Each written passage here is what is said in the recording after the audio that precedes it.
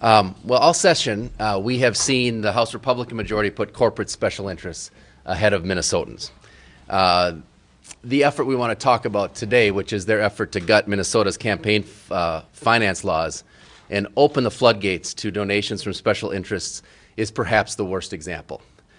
The state government omnibus bill that the Republicans passed last week eliminates campaign finance spending limits for statewide offices, constitutional offices, governor's races, and state legislative races. Worse, it allows unlimited donations from PACs and lobbyists.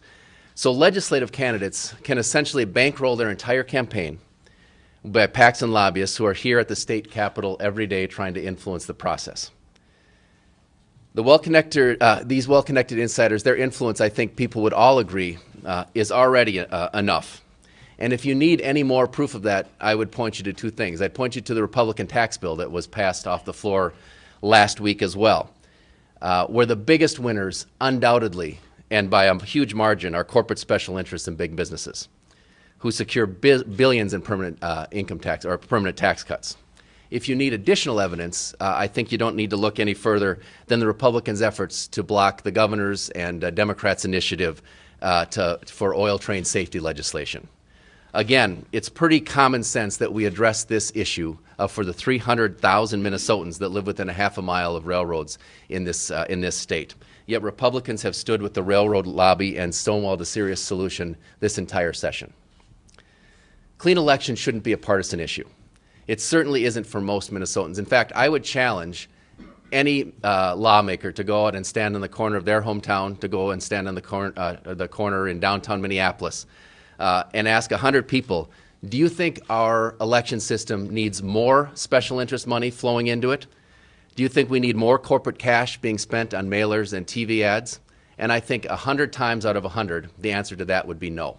We know where Minnesotans stand on this, and we should listen to them and reject this scheme to concentrate more political power in the hands of corporate special interests that clearly already have plenty.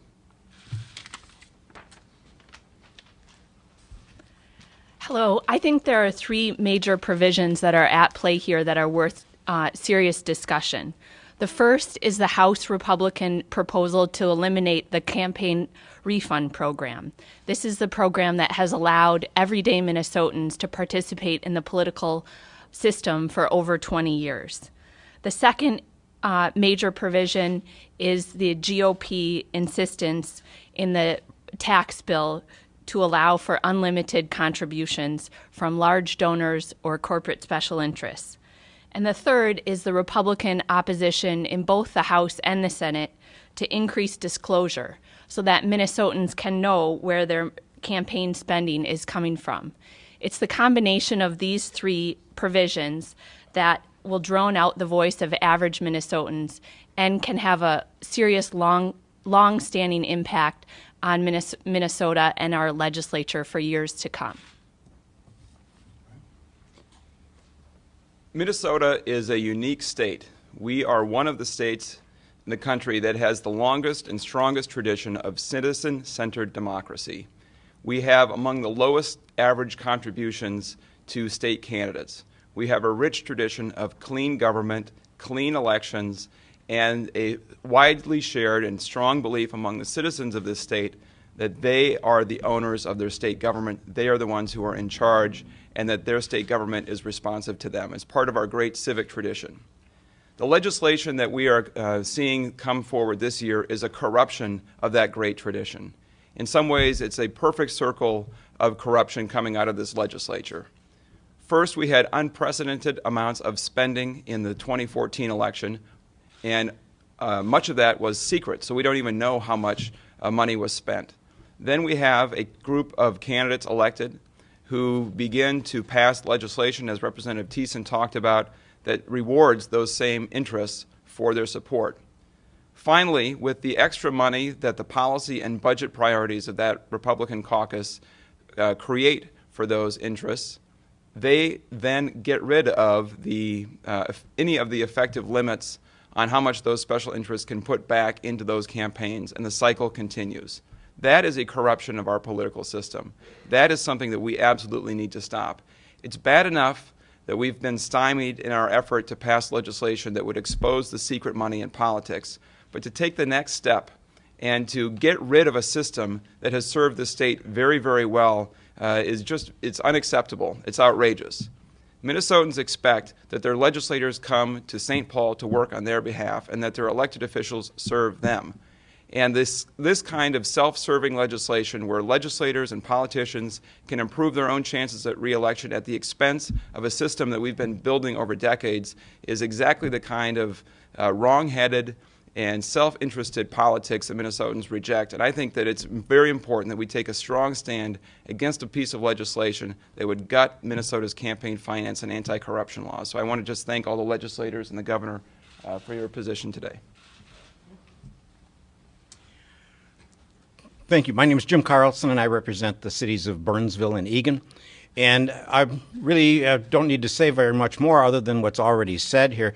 But I want everyone to realize that what is happening here is the taking away of the vote of the individual. The individual today has, through the campaign refund program and your checkoff on your taxes, you have the ability to affect who gets elected and how their message gets delivered back to you.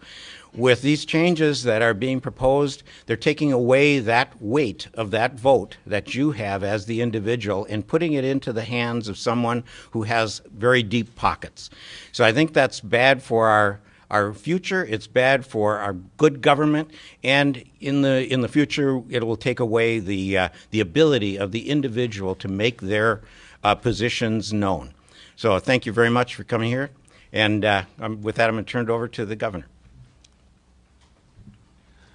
The terrible decision by the United States Supreme Court just a couple of years ago opened the floodgates for undisclosed large contributions to try to buy the political process, and this is Minnesota's Republican Party's attempt in Minnesota to do likewise.